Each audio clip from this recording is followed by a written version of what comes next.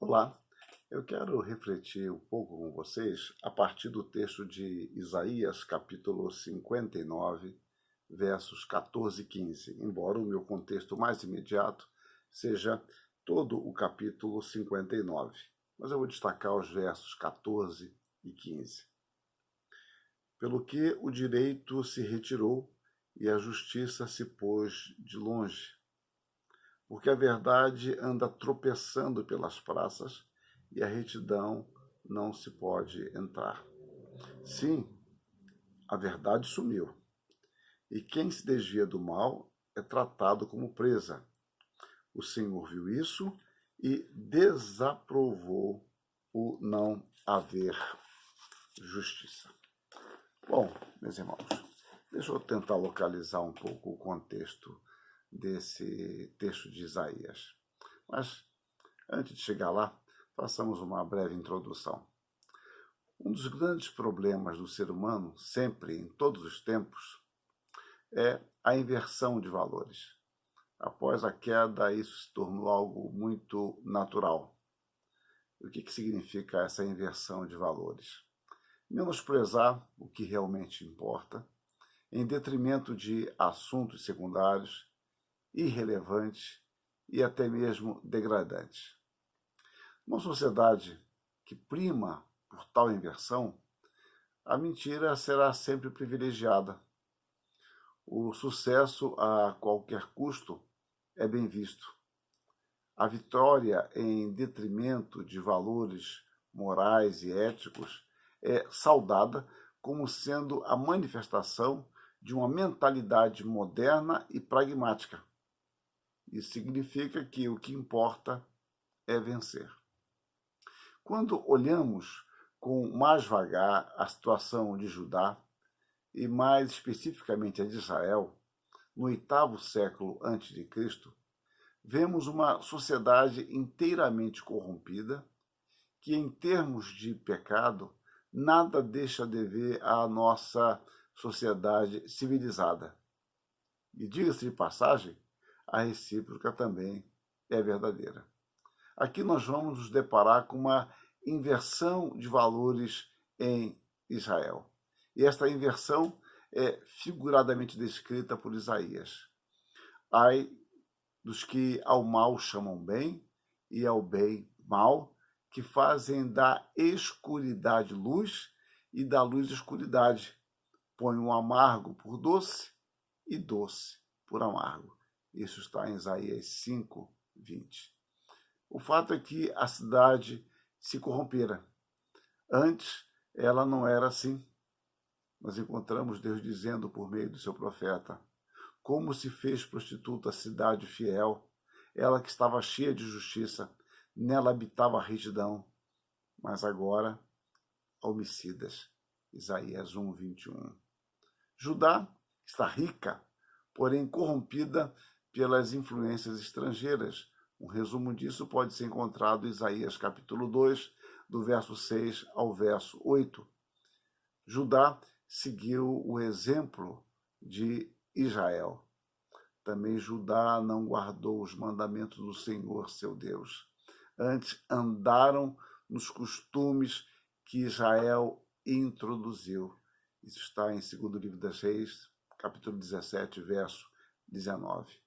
Deus declara que Judá está enferma. Toda a cabeça está doente e todo o coração enfermo. Desde a planta do pé até a cabeça não há nele cousa sã, senão feridas, contusões e chagas inflamadas. Isaías 1, 5 e 6. Então, Judá está enferma e cega. Isaías 29, de 10 a 12. Deus, então, levanta seus profetas para prevenir e exortar o seu povo. Nós vemos isso em Amós 3, 7. Deus levantou diversos de seus servos, conclamando o povo ao arrependimento. Mas o povo não atendeu. Você pode ver isso em 2º livro de Reis 17, versos 13 e 23. Oséias capítulo 4, versos 6, capítulo 8, verso 13, capítulo 10, 12 e 13. Dentre esses, destacam-se 4, 2 do Reino Norte e 2 do Reino Sul. Então, eu falo sobre eles de forma bastante sumária. Amós, do Reino Norte. O profeta Amós localiza bem o período da sua mensagem, indicando o reinado de Uzias em Judá e Jeroboão em Israel. Uzias começou a reinar no ano 27 de Jeroboão. Jeroboão reinou 41 anos. Neste período havia muita riqueza e imoralidade. Jeroboão havia conseguido restaurar as fronteiras do Reino Norte. Havia fartura no seu reino, resultado dos despojos de guerra e dos negócios vantajosos feitos com Damasco e com principados ao norte e ao nordeste. Contudo, juntamente com a prosperidade, da qual, como é comum, a classe baixa não participou de nada, havia um materialismo dominante, caracterizando-se pela exploração dos pobres, a imoralidade, tentando aplacar a ira de Deus com cerimoniais vazios. Então, a mensagem de Amós foi proferida pelo menos 2 anos antes da sua redação.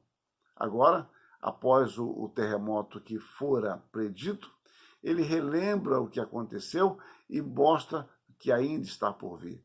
No livro de Amós, você pode ler alguns textos sobre isso. Amós 1:1, Amós 2:13, capítulo 7, verso 10, capítulo 8, verso 18, comparando com Zacarias 14:5. O livro, então, ele foi escrito por volta do ano 760, 755 a.C. A sua mensagem é um lamento pela situação do povo. Isso você encontra, de modo especial, no capítulo 5, versos 1 e 2.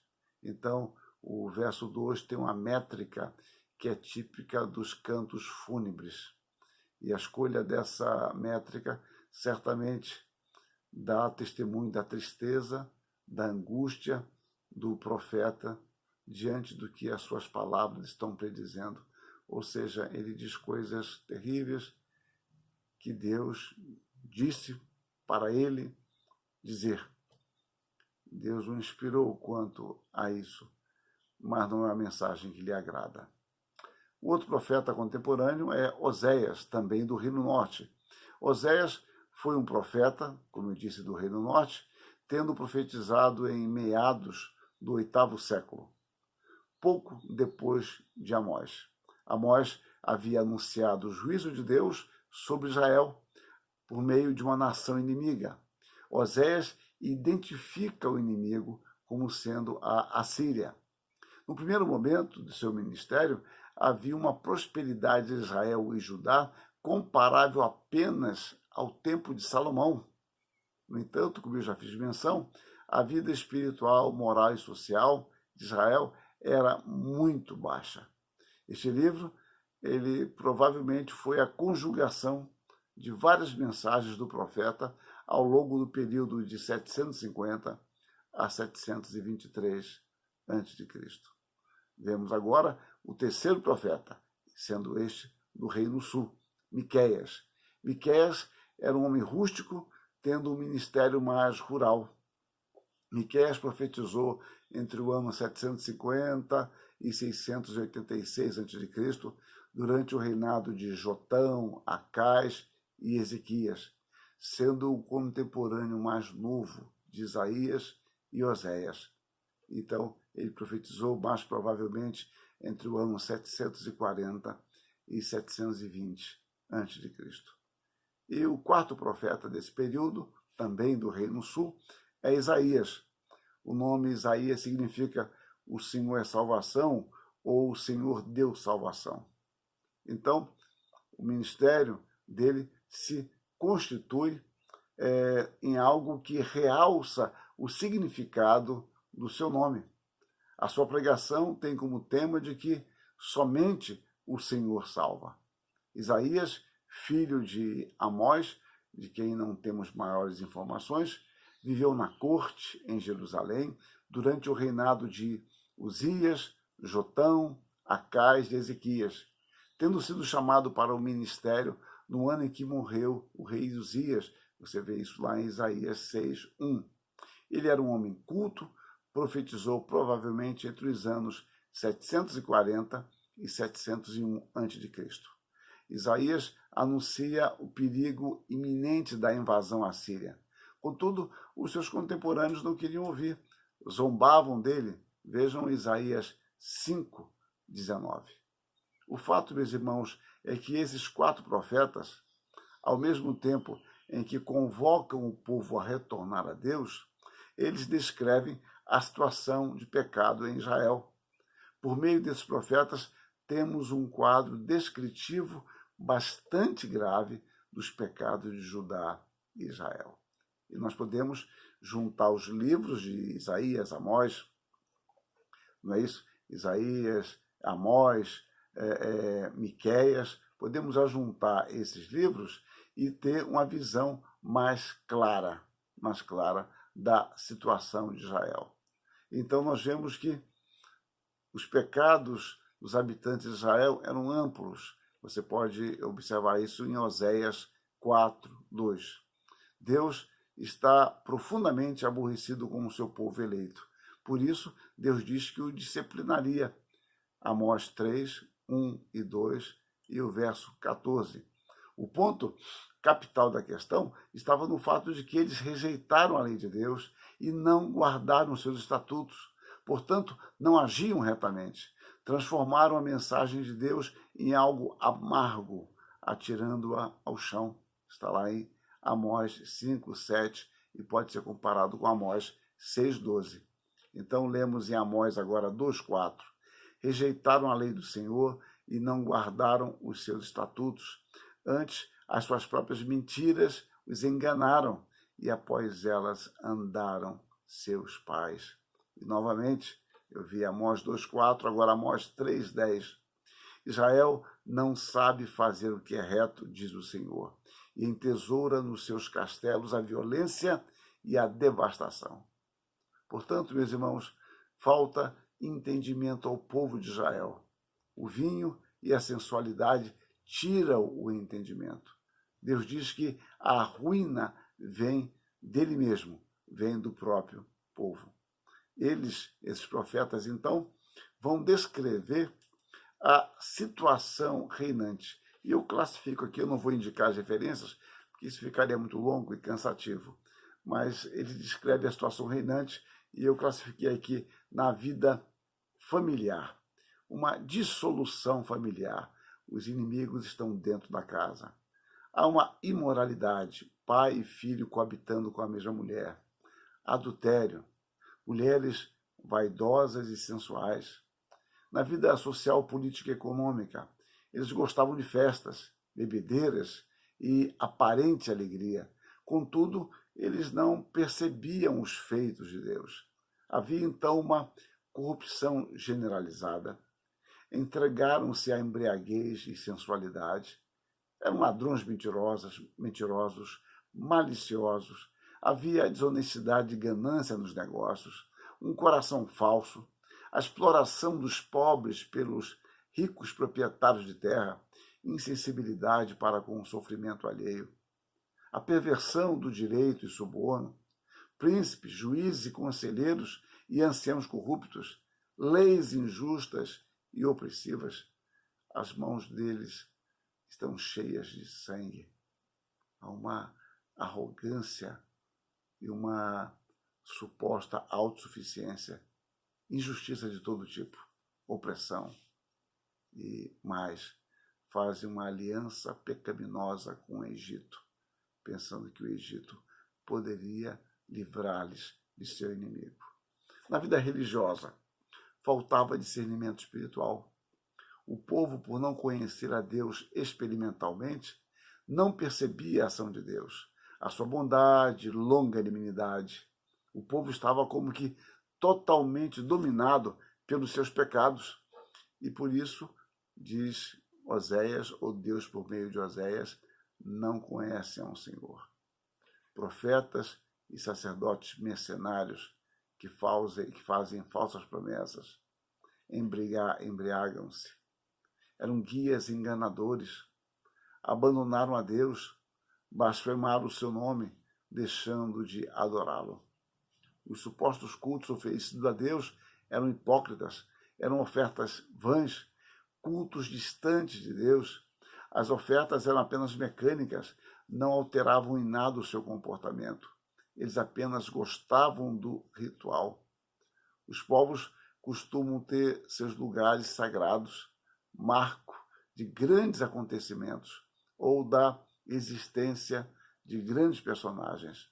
Para lá se dirigem para prestarem seu culto ou mesmo buscarem inspiração. O povo de Israel também tinha esta prática. O livro de Amós nos fala de 3 lugares.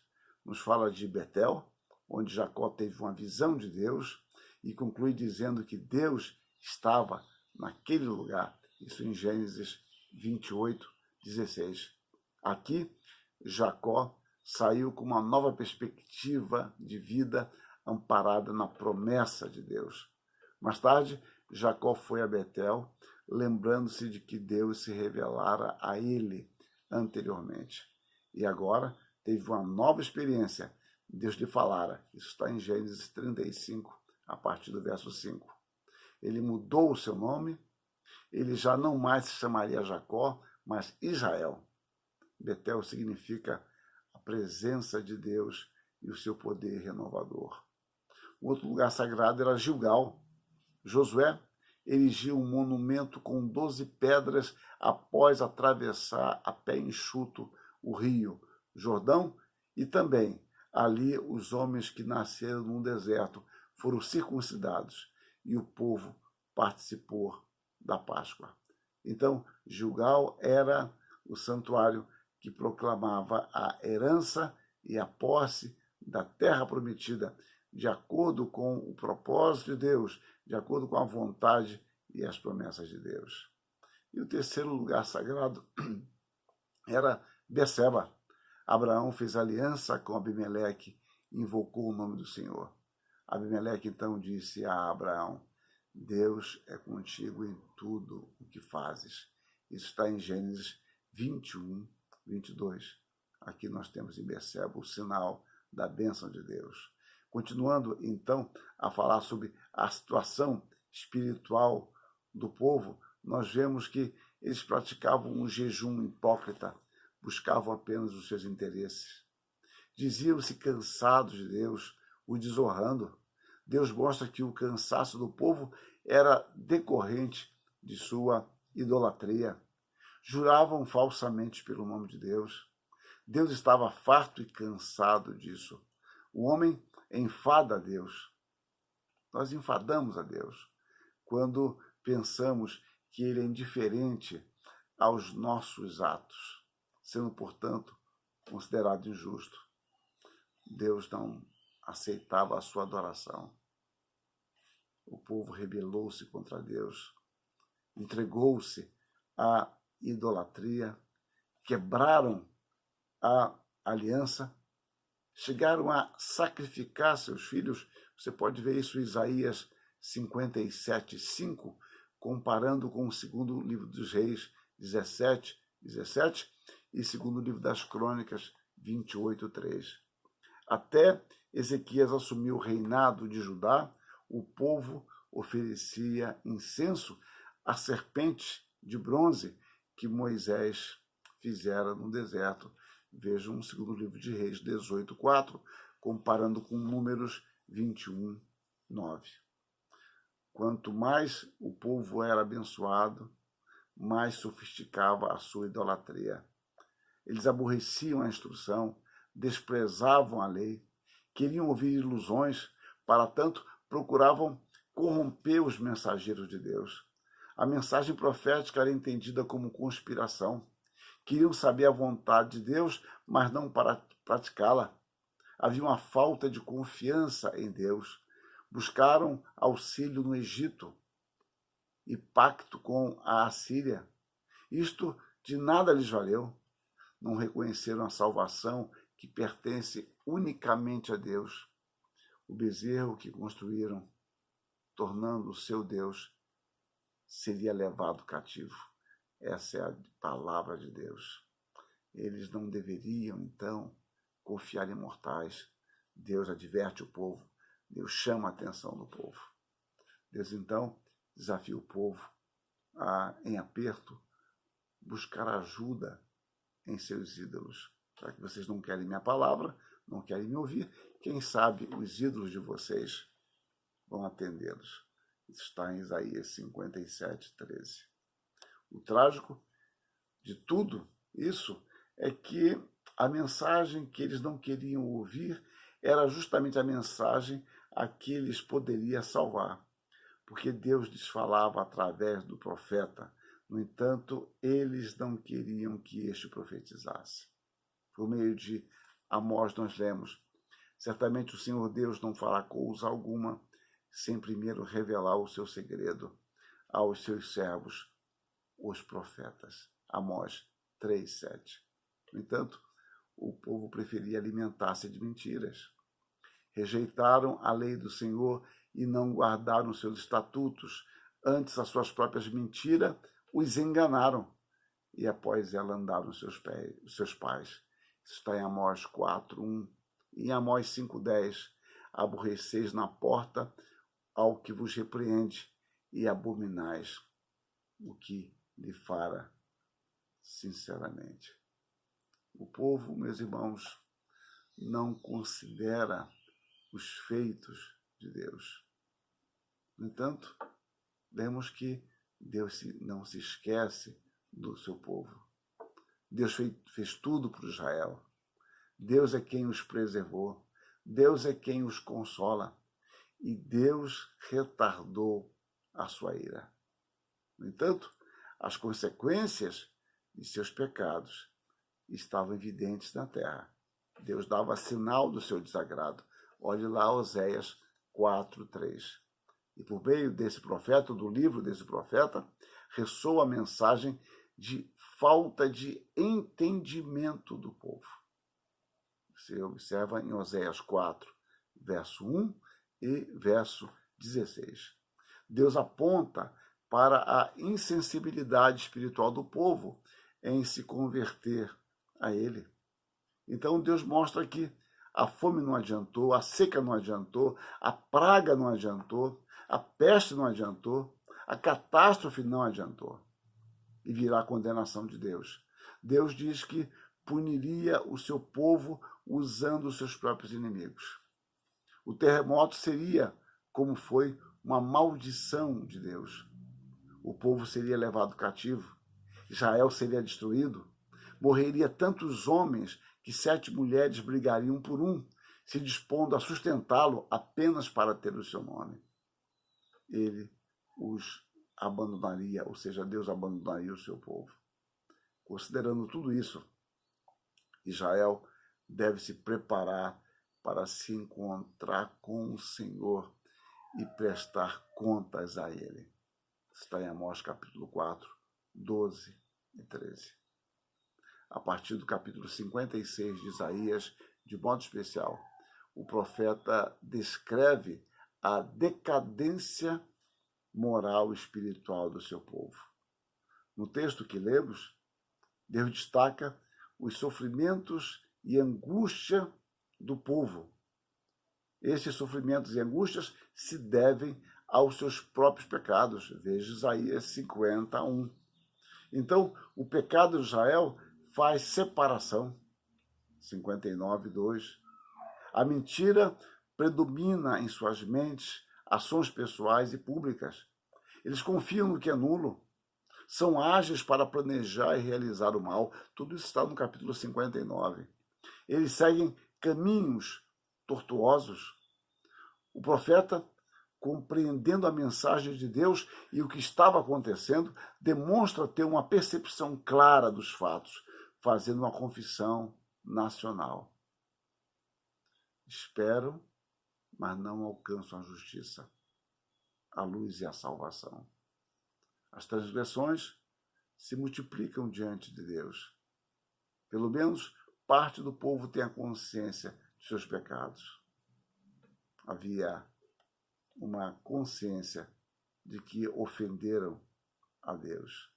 E agora, então, voltando aos pecados do povo, vemos que esses líderes pregam a opressão e a rebeldia. Esses líderes, como o povo em geral, distanciaram-se de Deus, proferem palavras mentirosas.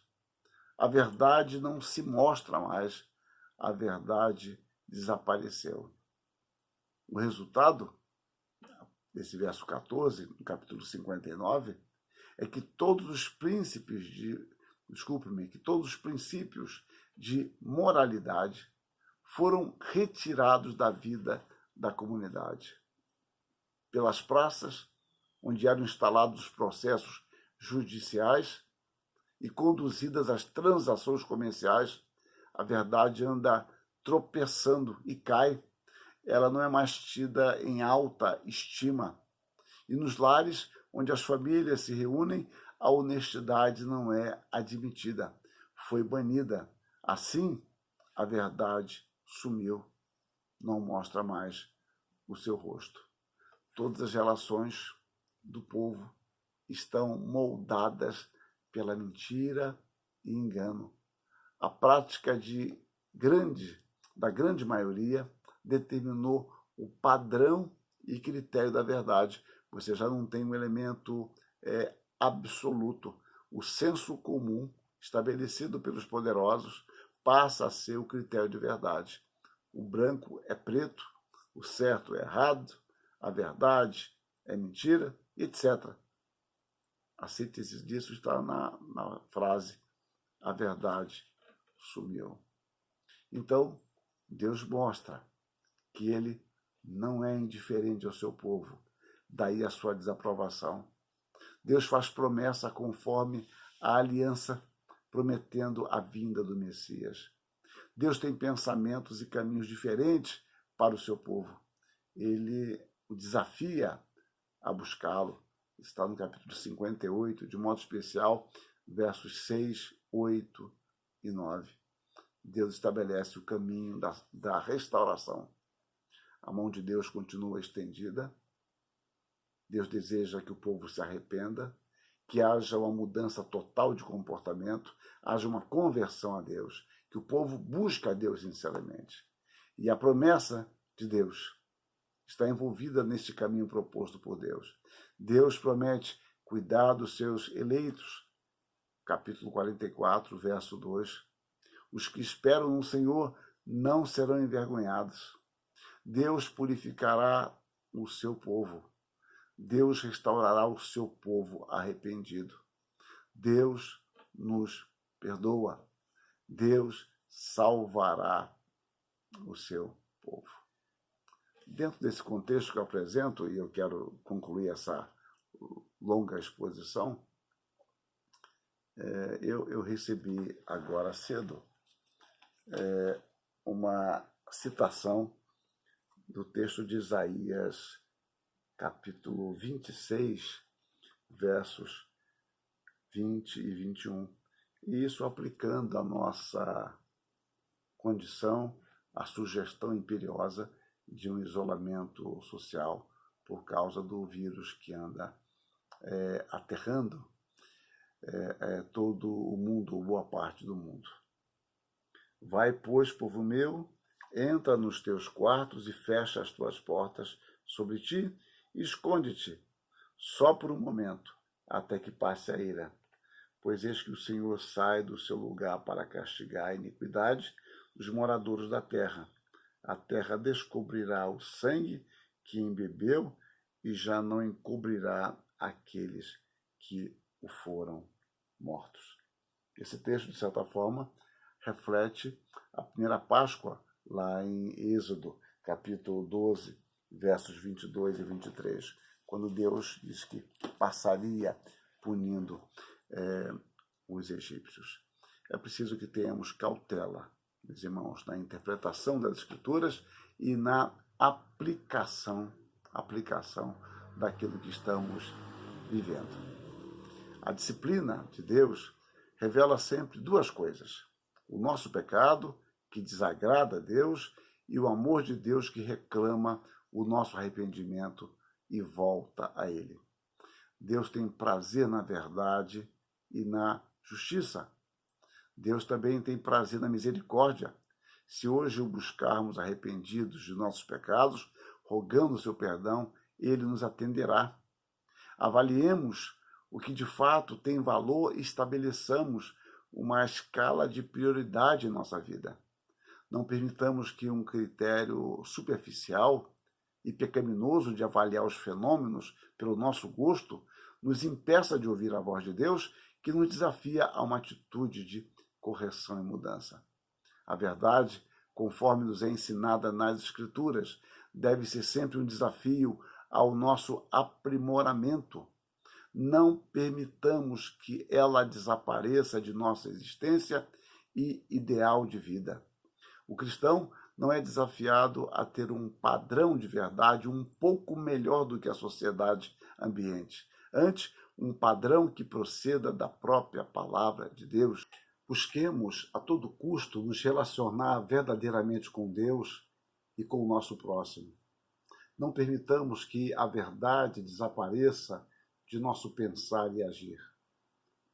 Deus deseja de seu povo um culto vivo, que se caracterize por uma consagração total, envolvendo a prática da justiça, amor à misericórdia e a um caminhar humilde em sua presença. Quanto ao texto que eu fiz menção, que recebi hoje, aplicando ao nosso contexto no Brasil e no mundo, de Isaías 26, 20 e 21, é preciso que tenhamos cautela. De fato, há uma semelhança em nossa situação, no sentido que Deus fala por meio do seu profeta. Vai, pois, povo meu, entra nos teus quartos e fecha as tuas portas sobre ti, esconde-te só por um momento até que passe a ira. Cuidado, esse texto não se refere à nossa situação. Ele tem uma relação bastante indireta, é verdade, mas nos lembra da Páscoa, da instituição da Páscoa.